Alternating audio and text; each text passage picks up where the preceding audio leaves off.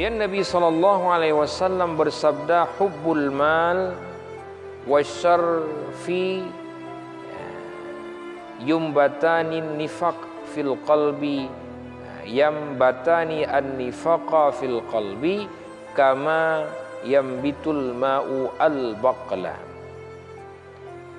Kasih terhadap harta dan kasih terhadap kepada kemuliaan, yaitu menambahkan oleh keduanya itu akan kemunafikan di dalam hati. Sama halnya menumbuhkan air itu akan sayur-sayuran.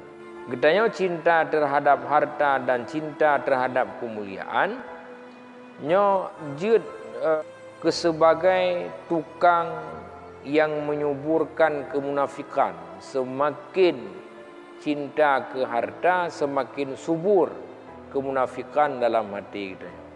Semakin kita cinta kepada kemuliaan, semakin subur dan berkembang biaknya munafik dalam hati kita.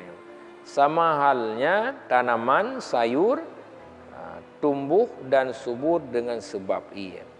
Semakin ia sip dan le, maka sayurnya semakin getimoh.